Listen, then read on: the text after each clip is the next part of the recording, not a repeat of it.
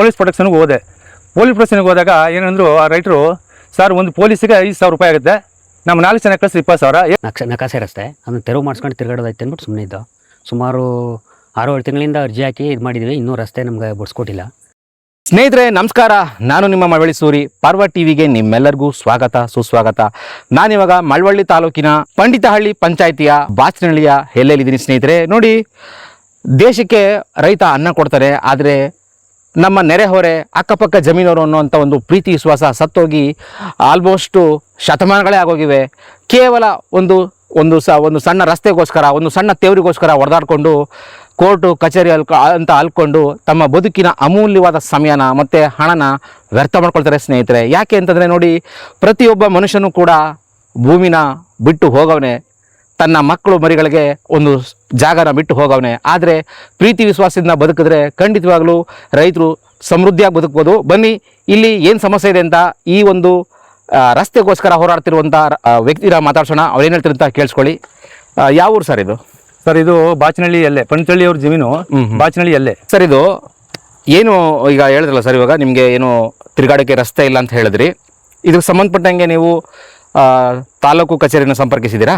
Sir taluk ಕಚೇರಿಗೆ ನಾವು ಅರ್ಜಿ ಕೊಟ್ಟು ಸುಮಾರು 11 ತಿಂಗಳು 9 ತಿಂಗಳು 11 ತಿಂಗಳು 9 ತಾರೀಕಲ್ಲಿ. ಈಗ ಇಲ್ಲ ಅಂದರೆ ಒಂದು 10 ತಿಂಗಳಾಗಿದೆ. 10 ತಿಂಗಳಿಂದ ಇವರು ಹೋಗಿ ಕೇಳಿಲ್ಲ, ಏನು ಮಾತಾಡಲಿಲ್ಲ, ಬಂದೇ ಇಲ್ಲ. ಅವ್ರು ಸರಿ ಅವ್ರು ಬಂದಿಲ್ಲ, RI ಬಂದಿಲ್ಲ, ರಿಪೋರ್ಟ್ ತಗೊಂಬಂದಿಲ್ಲ. ಈ ಒಂದು ತಿಂಗಳಿಂದ ಒಂದು 15 ದಿವಸಕ್ಕೆ ನಾವು ಅವ್ರ ಮನೆಗೆ ಅಳಿಯ, ಈ ಜಮೀನು ರಸ್ತೆ ಬಿಟ್ಟು ಅವ್ರ ಅಳಿಯ. ಈ ಹುಡುಗರು ಏನೂ ಗೊತ್ತಿಲ್ಲ, ಸಮಸ್ಯೆ ಏನೂ ಗೊತ್ತಿಲ್ಲ. ನಾನು 90ರಲ್ಲಿ ಮದುವೆ ಆದಾಗಿಂದ ಇಲ್ಲೇ ತಿರುಗಾಡ್ತಿದ್ದೆ ನಾನು. ಅಲ್ಲಿ ಅವರ ಅಣ್ಣ ತಮ್ಮದಿರು ಜಮೀನಿತ್ತು, ಆ ಜಮೀನು ಓಡಾಡ್ತಾಯಿದ್ರು ಇದುವರೆಗೂ. ಈಗ ಮೊನ್ನೆ ಅಂದರೆ ಒಂದು 7 ತಿಂಗಳಲ್ಲಿ ಅವ್ರಿಗೂ ನಮ್ಮ ತಾತ ನಮ್ಮ ಮಾವನ ನಡೆಸಿದ್ದ ಜಮೀನ ಖಾತೆ ಮಾಡಿಸ್ಕೊಬಿಟ್ರು. ಇವರೇ ಸೈನ್ ಮಾಡಿಕೊಟ್ರು, ನಮ್ಮ ಹೆಂಡತಿ ಮತ್ತು ನಮ್ಮ 4 ಜನ ಎಲ್ಲ ಸೈನ್ ಮಾಡಿಕೊಟ್ರು. ಸೈನ್ ಮಾಡಿ ಅವ್ರ ಹೆಸರಿಗೆ ಹೋದ್ಮೇಲೆ ಅವರು ಸ್ವಲ್ಪ ಕಿರಿಕ್ ಮಾಡಿದ್ರು, ನೀವು ಇಲ್ಲಿ ತಿರುಗಾಡಬೇಡಿ, ಗಾಡಿ ಹೊಡಿಬೇಡಿ, ನೀವು ಗಾಡಿ ಒಳಗೆ ಹೋಗ್ತೀರಿ. ಅಂದರೆ ಈ ಸಮಸ್ಯೆ ನಿಮಗೆ ತಿರುಗಾಡೋಕ್ಕೆ ಸಮಸ್ಯೆ ಕೊಟ್ಟಿದ್ದು ಎಷ್ಟನೇ ಇಸ್ವಿಂದ ಸರ್? ಈಗ ಎಷ್ಟು ನಮ್ಮ ಖಾತೆ ಮಾಡ್ಕೊಂಡ್ಮೇಲೆ ಅವ್ರು ಖಾತೆ ಮಾಡ್ಕೊಳ್ಳಿ ಒಂದು ತಿಂಗಳಿನ ಸಮಸ್ಯೆ ಕೊಡ್ತಾರೆ. ಸಮಸ್ಯೆ ಕೊಟ್ಟಿಲ್ಲ, ಅವ್ರ ಹೆಸರು ಖಾತೆ ಆಗೋಯ್ತಲ್ಲ ಜಮೀನು 4 ಎಕರೆ 11 ಗುಂಟೆ ಅವ್ರ ಹೆಸರಿಗೆ ಆಗೋಯ್ತು, ನಮ್ಮ ಅತ್ತೆ ಹೆಸರು ಇದ್ದು. ಅವರು ಸ್ವಲ್ಪ ಕಿರಿಕ್ ಮಾಡಿದ್ಲಿ. ಸರಿ, ಇವ್ರು ಕೇಳೋರು ಹೋಗಿ, ಯಾರು ಶಿವನಂಜಿ ಅವರ, ಸರ್ ನಮ್ಗೆ ತಿರುಗಾಡಕ್ಕೆ ಜಾಗ ಕೊಡಿ ಅಂತ. ನಾವು ತಿರುಗಾಡಕ್ಕೆ ಜಾಗ ಕೊಡೋಕ್ಕಲ್ಲಪ್ಪ, ನೀನು ಕಾನೂನು ಪ್ರಕಾರ ಬಿಡ್ಸ್ಕೊಂಡವ್ರೆ. ನಾನು ಬೋದೆ, ನೀನು ಅವ್ರಿಗೆ ಧರ್ಮ ಕೇಳಕ್ಕೆ ಹೋಗಿದ್ಯಾ?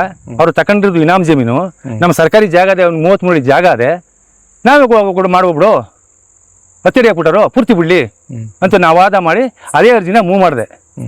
ಅರ್ಧೇ ಅರ್ಜಿನ ಮೂವ್ ಮಾಡಿದ್ಮೇಲೆ ಅವರು ಸುಮಾರು ಒಂದು 4-5 ದಿನ ತಿರ್ಸಿದ್ರು. 4-5 ದಿನ ಸೇರಿದ್ರೆ ನಮ್ಮ ಅದು ಕೆಲಸ ನಡೀಲ್ಲ. ಆಮೇಲೆ ತಹಸೀಲ್ದಾರ್ ಆದೇಶ ಮಾಡಿದ್ರು, ಆದೇಶದಂತೆ ಬಂದರು.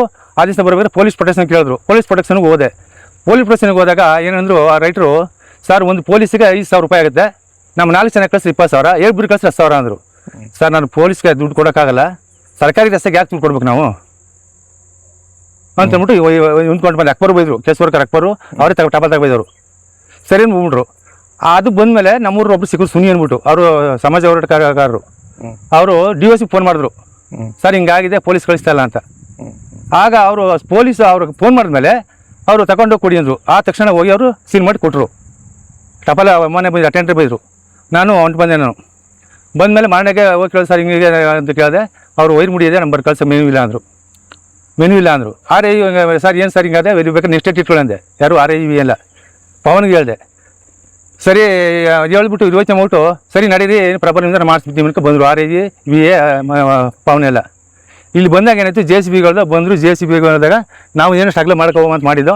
ಆದರೆ ಶಿವನಂಜಿ ಅವರು ಮತ್ತು ಮಾಸ್ಟರ್ ಅವರು, ಅಳಿಯ ಮಾಸ್ಟ್ರು, ಸರ್ಕಾರಿ ಅಧಿಕ ಕೆಲಸದಲ್ಲಿರೋರು, ಸರಿಯಾ, ಅವ್ರು ಬಂದು ಮಾಡೋಕ್ಕಾಗಲ್ಲ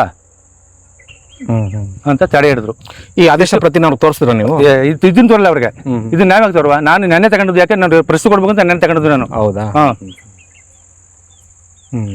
ಇಷ್ಟು ಕೆಲಸ ನಡೆದಿರೋದು. ನಾನು ಕೇಳಿದ್ರು ನಮ್ಮ ಜಮೀನವ್ರಿಗೆ.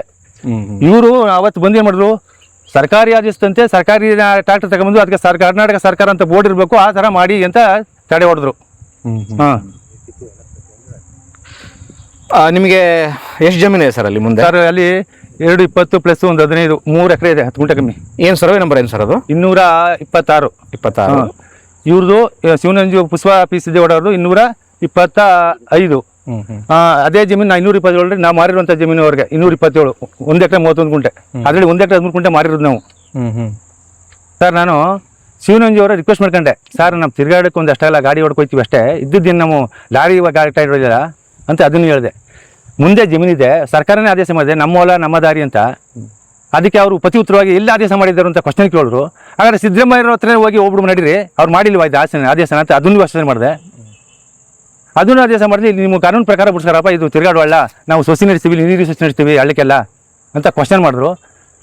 ಆ ಕ್ವಶನ್ ಮಾಡಿದ್ರೆ RI ಅವರು ಬಂದು ಪುನಃ ಯಾರು ಬಂದರು ಊಟ ಮಾಡ್ಕೊಂಡು ಮಧ್ಯಾಹ್ನ ಊಟ ಮುಗಿಸ್ಬಿಟ್ಟು ಊಟ ಮಾಡ್ಕೊಂಡು ಬಂದಾಗ ಅವ್ರಿಗೆ ಯಾರು ಮಾತಾಡ್ಕೊಂಡು ಇಲ್ಲಪ್ಪ ಈಗ ಮಾಡೋಕ್ಕಾಗಲ್ಲ, ನಾವು ಈಗ ತಡೆ ಹಿಡ್ದವ್ರೆ, ನಾನು ಪೊಲೀಸ್ನೇ ತಗೊಂಡು ಮಾಡ್ತೀನಿ ಅಂತ ಅಂದ್ಬಿಟ್ಟು ರಿಟರ್ನ್ RI ಅವರು ಹೋದರು ಸ್ಟಾಪ್ ಮಾಡಿಬಿಟ್ಟು.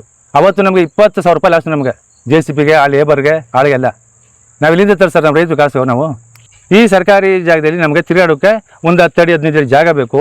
ನಾವು ರೈತರು ಬೆಳೆ ಬೆಳೆದ್ರು ನಾವು ಅದನ್ನು ಸರ್ಕಾರಕ್ಕೆ ನಾವು ಹಿಂತಿರುಗಿಸ್ತೀವಿ. ನಾವು ಬೆಳೆ ಬೆಳೆದ್ರು ನಾವು ಇಲ್ಲಿ ತಿರುಗಾಡೋದು, ನಮ್ಮ ಜಮೀನಿಗೆ ತಿರುಗಾಡೋಕ್ಕೆ ಜಾಗ ಇಲ್ಲ, ಮತ್ತೆ ಯಾವುದೇ ಜಾಗ ತಿರುಗಾಡೋಕ್ಕೆ ನಾವು ಏನು ಮಾಡೋದು ಸರ್?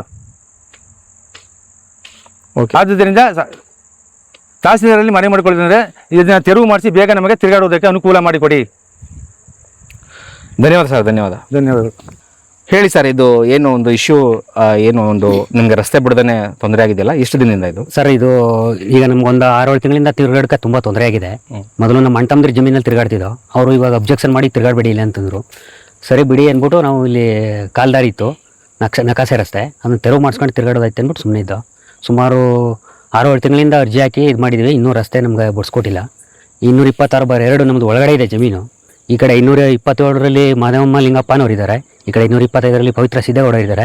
ಮಧ್ಯ ರಸ್ತೆ ಇದೆ, ಆದರೂ ಕೂಡ ಅದ್ರ ತೆರವು ಮಾಡಿಸಿ ನಮ್ಮ 226/2ಕ್ಕೆ ಜಮೀನಿಗೆ ಹೋಗೋಕ್ಕೆ ದಾರಿ ಮಾಡಿಸ್ಕೊಡಿ ಅಂತ ಕೇಳ್ತಾ ಇದ್ದೀವಿ. ಬಟ್ ಇನ್ನೂ ಅದು ಕ್ಲಿಯರ್ ಆಗಿಲ್ಲ. ನಾವು ಒಂದು ಎತ್ತಿನ ಗಾಡಿ ಹೊಡ್ಕೊಂಡು ಹೋಗ್ಬೇಕು, ಟ್ರ್ಯಾಕ್ಟರ್ ತಗೊಂಡು ಹೋಗ್ಬೇಕು, ಉಳುಮೆ ಮಾಡಿಸ್ಬೇಕು, ಪ್ರತಿಯೊಂದಕ್ಕೂ ನಾವು ಈ ದಾರಿ ಬಿಟ್ಟರೆ ಬೇರೆ ದಾರಿನೇ ಇಲ್ಲ ಸರ್. ಈಗ ನಮ್ಗೆ ದಾರಿ ಮಾಡದೇ ಇದ್ದರೆ ನಮ್ಗೆ ಇನ್ನೂ ಬೇರೆ ಕಡೆ ಹೋಗೋಕ್ಕೆ ರಸ್ತೆನೇ ಇಲ್ಲ.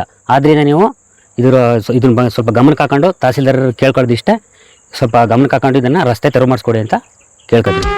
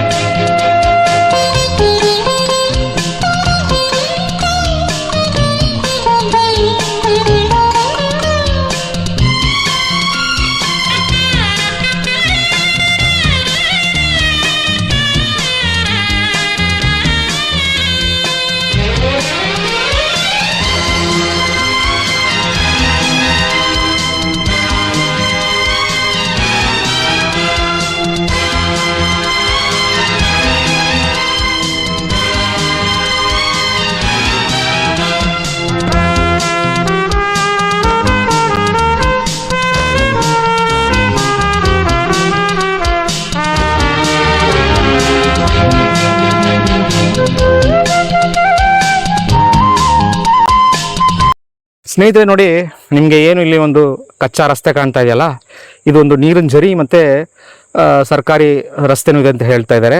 ಮತ್ತು ಅದಕ್ಕೆ ದಿಶಾಂಕಲು ಕೂಡ ನಾನು ಅಬ್ಸರ್ವ್ ಮಾಡಿದ್ದೀನಿ, ಅದು ಕರೆಕ್ಟ್ ಇದೆ. ನೋಡಿ ನಮಗೆ ಇಲ್ಲಿ ಬೈಕ್ ಕಾಣ್ತಿದೆಯಲ್ಲ, ಅಲ್ಲಿಂದ ನೋಡಿ ಈ ಸರ್ವೆ ನಂಬರ್ 226/2 ಅಲ್ವಾ, ಇಲ್ಲಿ ಏನೋ ಒಂದು ರೇಷ್ಮೆ ಬೆಳೆಗಳು ಇಪ್ಪನೇರಳೆ ಹಾಕಿದ್ದಾರೆ, ಒಂದು ಮನೇನೂ ಇದೆ. ಸ್ನೇಹಿತರೆ ನೋಡಿ, ಒಬ್ಬ ರೈತ ತಾನು ಏನೇ ಬೆಳೆದ್ರೂ ಕೂಡ ಅದನ್ನು ಸಮಾಜಕ್ಕೆ ಕೊಡ್ತಾನೆ.